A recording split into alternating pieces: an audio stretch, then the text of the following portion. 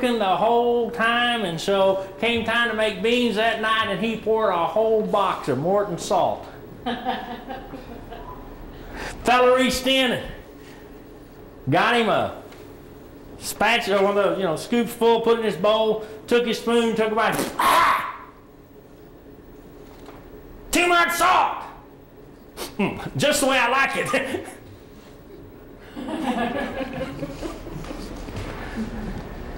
I'm going to tell you what. Salt preserves. I'm not going to go off on a long tangent, but I'm going to tell you, I believe the only reason the world's still here is because we're still here, and I think when we're gone, it won't be long, about 1,000 years, the world will be gone. We're here to add flavor. You see the flavor of Christianity in the world. You know, every major good thing that goes on in this world has its roots in Christianity. Think about that. Hospitals, educational institutions, eleemosynary. I like that word. I don't know what it means, but I like it. Eleemosynary institutions, child care places, all those have their roots in religious institutions.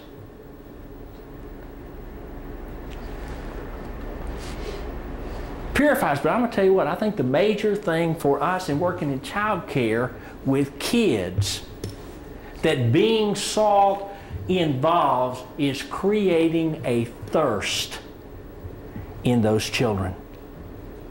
How about light? Do you know what light does? Okay, it helps you see.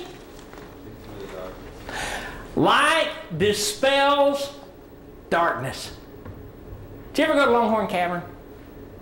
When I was in Cub Scouts, on my honor. When I was in Cub Scouts, we went to Longhorn Cavern out by Inks Lake. And I don't know if they still do it now. I imagine OSHA probably won't let them. But back in those days, when you went in there, they got you way down in the bowels of the earth and turned off the lights so you could experience total darkness. Actually, they got you down there. They turn off the lights, and they had everybody put their finger on their nose and wiggle their fingers, and then they turn the lights back on. That was the plan. But we got down there, and we had a scout leader that was deathly afraid of the dark, and they turned out the lights, and he got his Zippo out. Did you know, and you can't, but if you took all of the dark in the world and you put it in the Longhorn Cavern, and you sealed up Longhorn Cavern, and all the dark in the world was there, and somebody lit one Zippo, it'd do away with the dark. It's like paper, scissors, rocks. Light always overcomes dark. Now that's something that's important for us to realize, because we work in a dark world. Not only do we work in a dark world, but we work with children who have come from a darker world. And one of the problems that I see sometimes happening in child care is that we have a tendency to want to focus on the darkness. And we want to talk about what the devil's doing in these kids and with these kids. And I'm going to tell you something, we're wasting our time. What we need to do is focus on the light. Bringing light to their lives. I have a friend, I have 3 or 4. I have a friend who works with the Secret Service. He doesn't guard the president. I won't tell you exactly what he said, but when the opportunity came to guard the last president, he said, okay, somebody tries to shoot him, I put myself between them and the bullet, him, no, I'll stay over here where I am. What he does, see, part of what Secret Service does, you realize they're a part of the Department of Treasury? And a part of what they do is look for counterfeiters. And I was talking to him about his training one time in looking for I said, did they show you all kinds of different counterfeit plates? Did they? No. What did they do? He said, they showed me real bills over and over and over and over and over, to where if I saw anything that didn't look like the real thing, I'd know it. And it's like a light bulb goes off. I said, wow, That is an illustration I can use someday, so y'all got it today. See, all too often we're over here looking for the counterfeit. We're over here focusing on the dark when all we need to do is focus on the light, because the light shines in darkness.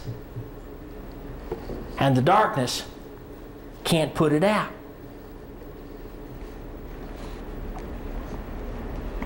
Now,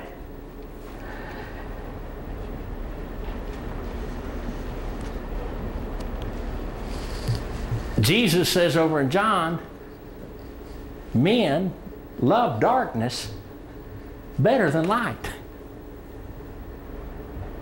It's a whole lot easier for us even to get carried away dealing with the darkness. He said, men love darkness better than light because their deeds are evil. You know what? I had a friend who was, I was in Colorado for a while and involved in the Ministerial Alliance there, and the priest came in one day, the Ministerial Alliance. I've never known for sure if this really happened or not. I will tell you, everything a preacher tells you is true or could be.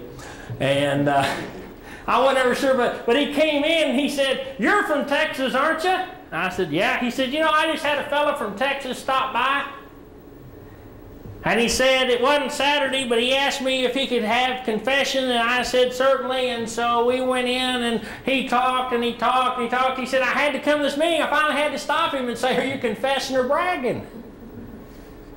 You know, sometimes I think we almost develop a prurient interest with the darkness. Want to know more and more. This is one of my things about therapy. I think sometimes we don't give kids time to heal, but that's a whole nother story. The fact is, we shouldn't focus on the dark. We need to focus on the light. Now, Jesus, there's what some people say, well, this is a dichotomy. This could be a discrepancy in Scripture, because Jesus said He was the light of the world. And He said, you are the light of the world. Now, how can He be the light of the world and you be the light of the world? Any ideas? He's in you. Okay, first of all, He's in us. It's He that shines through us. Y'all know the difference between the sun and the moon? So He gave the sun to shine by day and the moon to shine by night. You know the difference between the sun and the moon? The moon reflects the sun. See, one of the differences that I have with kind of the Eastern mystical folk, and it's interesting when you start talking about spirituality. Spirituality encompasses a whole lot of things, most of which ain't Christian. That's not good grammar, is it? Ah, well, what do you want? Good grammar or good taste? Fact of the matter is, one of the differences, they talk about the light that's in us, as if it was something that was always there and it just needs to figure its way out. The light that's in us was light that was put there, that is a reflection of Jesus Christ being in our life. But I think it's real important to understand that folks are supposed to see Christ in us. I'm going to tell you something. I used to be an expert in marriage and child rearing. And then I married. And have 3 kids.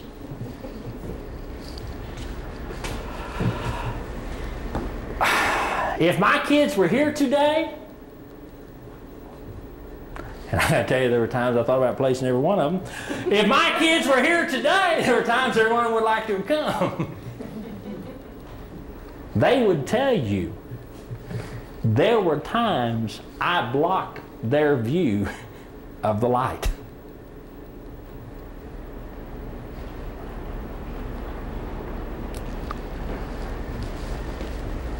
We need to let the light of Christ reflect off us and illuminate the world around these kids who've been living in darkness.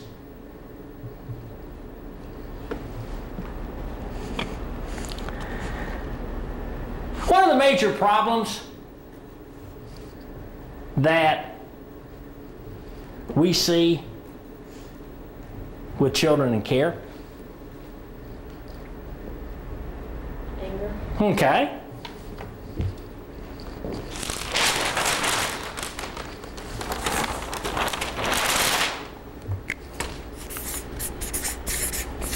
What else?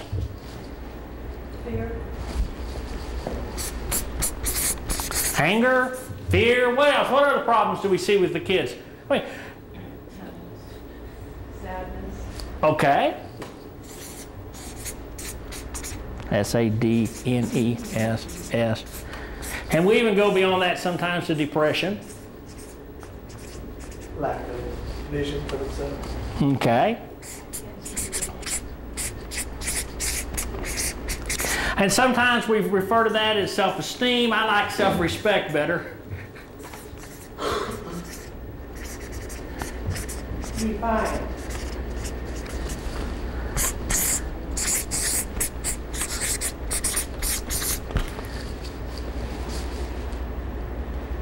What else?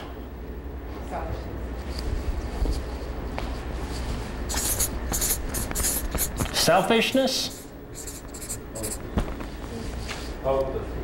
Hopelessness? Boy. Inability to trust.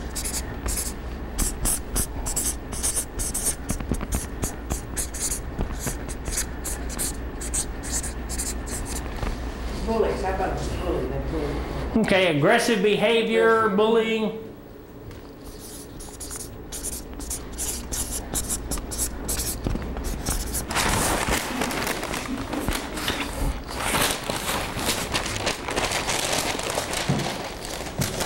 What else?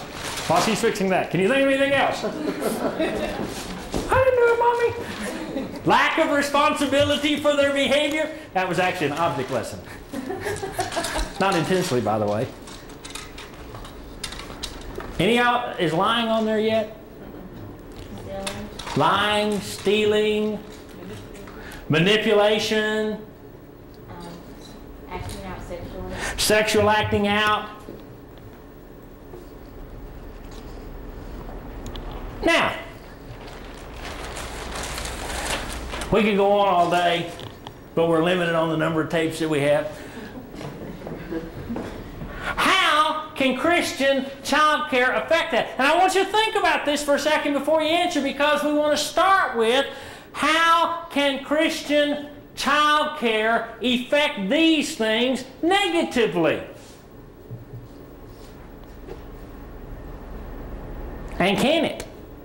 If you force your belief on them, it can make them more angry. Okay. If you ever get into and anger and the defiance, I think a lot of times run together. Anybody ever paint you into or let you paint yourself into a corner?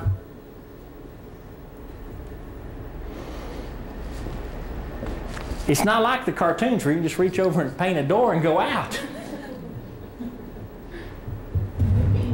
What happens to us when that happens to us and we're supposed to be grown-ups? You get defensive. Okay, we become defensive. Do you ever notice how much sometimes, like these kids, we become? Now y'all can be honest, the lights are on me, nobody can see you. We're going to have an invitation in a minute. It happens, doesn't it?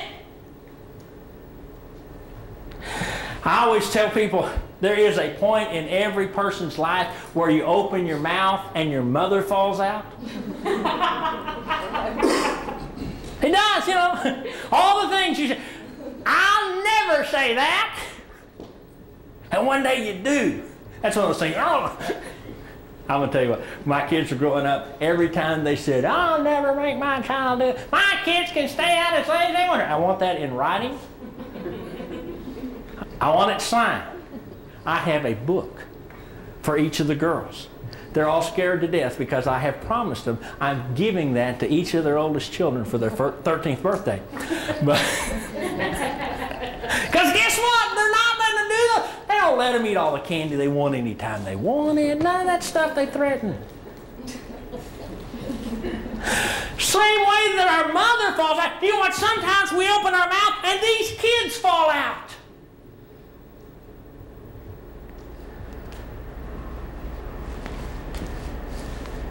Think about what causes us to act like these kids. Do you know the difference between Christianity and religion? Christ. Okay. Christ. Do you know what religion is? It's tradition. It's something you do ritually. Okay, tradition, ritual. It has to do with the outward manifestations. Christianity has to do with a change of heart, with a lifestyle, with us being like Jesus. I was talking with some people this last week about church growth. I have other hats. Actually, I need to wear them. I'm going bald. But did you know that wearing a hat will make you go bald? I mean, you think about it. 9 out of every 10 men you see wearing a hat, they take their hat off, they're bald-headed. There's got to be a correlation. But we're talking about impediments to church growth.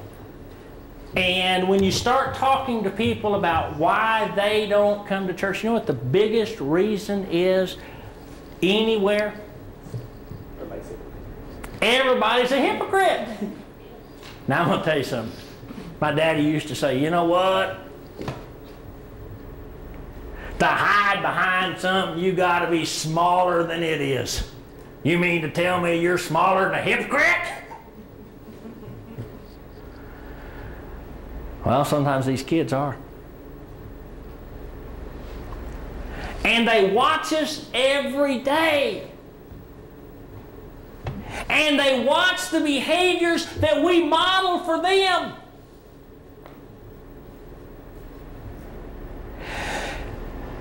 I think one of the reasons that Paul said, fathers, and I noticed that he focused it on fathers because I don't know about moms. I never was one, although I have had some kids that have told me I was a real mother. But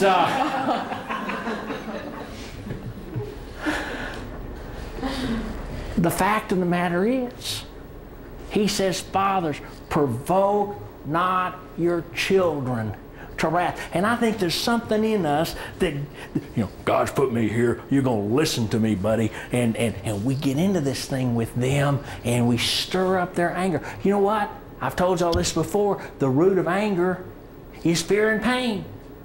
And so whatever we're doing brings back, sometimes they're just scared of us, but sometimes it brings up that old stuff in them. And I want to tell you something, whenever our kids start doing these kinds of things, we need to look at us and we need to see if there's anything, because I can't control the kid.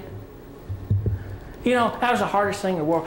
I really liked when I was in therapy school and they taught me, you are not responsible for anyone else's feelings. I said, yes, I knew that all along.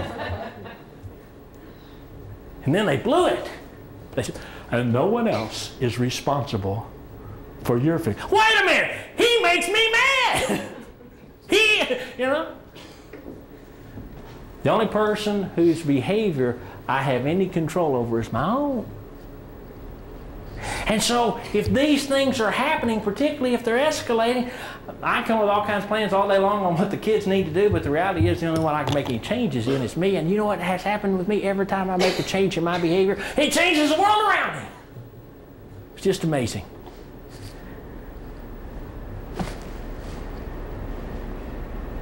There are ways that at least our religion and our trying to present Christ can actually negatively impact kids. I want you to understand that, but I also want you to understand there are ways it can positively impact them. Any ideas how it can positively impact them? Please, have some ideas. Like when they curse at you or are aggressive towards you and you say you forgive them and you still love them. That makes a statement to them. Jesus said, blessed are you when men revile you, curse you, say all manner of evil against you for my sake.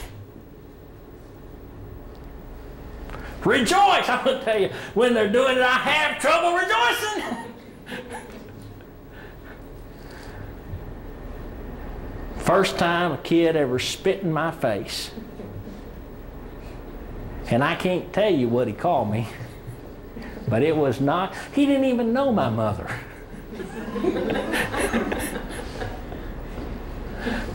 I did not say, hallelujah! I'm so glad you feel that way.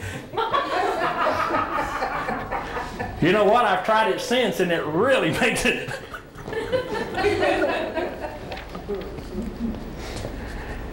Rejoice and be exceeding glad. Because that's how they persecuted the prophets that were before you. But you know what? The Holy Spirit lives in me. When I let Him, He controls me. But He will not take the helm away from me. And there's sometimes the flesh just rises up in me. But what I have discovered is those times where I can allow Him to be in control, where I can mimic Jesus in my behavior. It may not have an immediate, and I think that's one of the problems that we have. We want immediate results. Any of y'all ever say, God, give me patience right now? I did that once. Got run over by a truck. Spent 3 years, 6 months, 2 days on crutches. We lost count at 50 major surgeries they did in the process. Spent over 700 days out of that 3.5 years in the hospital. About 2 years into the process, somebody comes to me and says, well, Billy, you know what it says? Tribulation brings patience. I said, no, I didn't know it said that. I wouldn't have prayed for patience if I'd known. Don't ever pray for patience unless you want some adversity in your life, I'm telling you. But we want immediate response. My brother and I, we planted a garden. I was probably 5th grade, so my brother's in 2nd grade. We planted a garden. The only garden that our family ever had, and we decided we are not gardeners. My brother and I planted the carrots. And it wasn't long until the little stems come shusting up out of the ground. Some of y'all are probably too young to remember Green Acres. It's the best imitation of Ava Gabor I'm ever going to do. My brother and I started going out every day pulling them up to see how much they'd grown. We stick them back down the ground. You know what? We didn't have any carrots. But see, we're that way. The Apostle Paul wrote, he said, I planted, Apollos watered. God gave the increase. We are in the planting business. We are in the watering business. If you're in the increase business, child care is not the place for you. What makes this a ministry of faith, and I'm going to tell you, it is a ministry of faith, and you all have an advantage that a lot of places don't have. I have foster parents that work with kids, and the kids leave, and out of probably out of every 50 kids they have in their career as foster parents, they may find out what happened to 2 of them. And 50% of the time, that's because they pick up the paper and see who's on death row this week. You realize we have an alumni association here?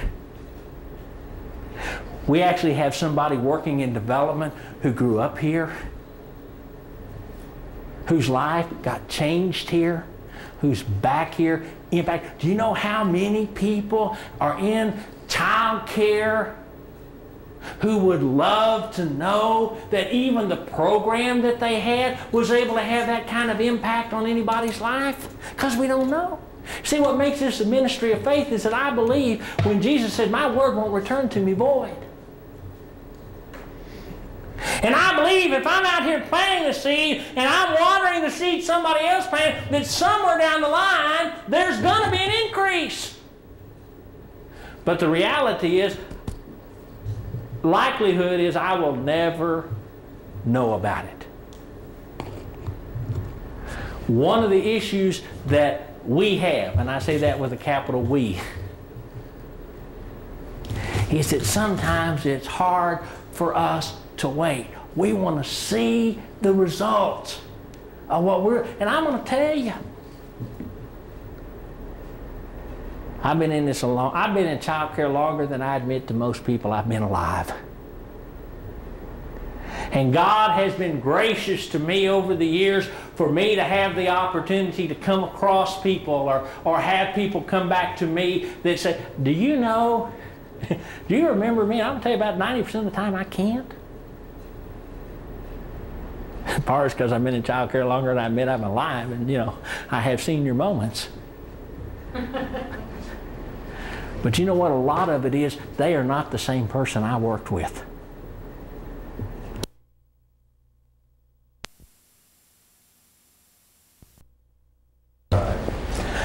A part of it is that there has been so much change in that person that they don't resemble the child I worked with. And they start talking about things and I realize, oh my goodness. I mean, I am amazed sometimes what God has been able to do in people's lives. And sometimes that gives me the encouragement that I need to keep planting seed and keep watering, because I'm going to tell you, for every bit of good soil there is out there, there's a lot of path. There's a lot of rocky soil. There's a lot of thorns and thistles. The seed's always good. Read some of this last week about a fellow that God told him to push a rock. So he pushed the rock, and he pushed the rock, and he pushed the rock, and the rock never moved. Worked for years. Finally the devil came and said, look at you, waste your time, not getting anywhere. Pushing that rock, it's not moving at all. And the guy said, oh God, you know, why have you called me to do this? You know, I'm not accomplishing. I feel like such a failure. I'm so sorry. And God said, I didn't tell you to move the rock. I said push it. And there's a lot of times that we start looking for the increase. We can give these kids a sense of peace. You know how we give it to them? By having it ourselves.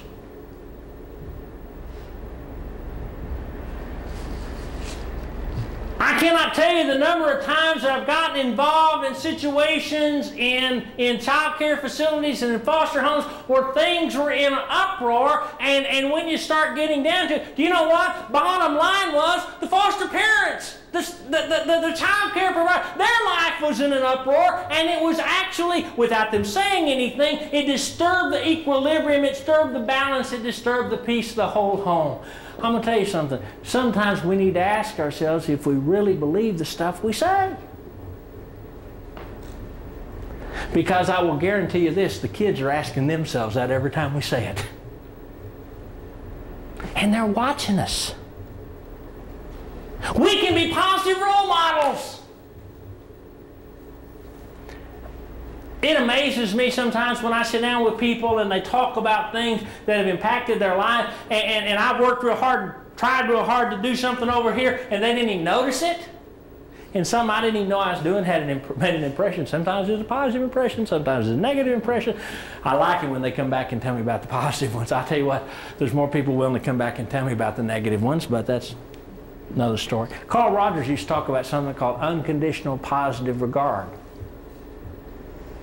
People talk like he came up with that idea. Sounds a whole lot like what the 13th chapter of 1 Corinthians describes. What we refer to as agape. You know what that was? There's 4 words in the Greek. I took 1 year of Greek. I just took it 3 times. 3 times. There are 4 words in Greek for love. There's eros. We get erotic for that. I could spend a lot of time talking about it, but I won't. Okay, no. There's storge. There's which is family love. There's philios, brotherly love. We get Philadelphia from that. But you know what the Bible talks about most? And it's interesting because those others are all conditional, and they're all things that are based on the response of the other person. Agape, that's talked about, the King James translates charity, says, I love you. Period. I've made a decision. I've made a choice. I love you. David Wilkerson Wrote a book called The Cross and the Switchblade. David Wilkerson was a preacher who was reading a magazine about gang kids that had murdered a fella, and he just felt called to God to go to New York City from the Midwest, and didn't know anything about gangs, didn't know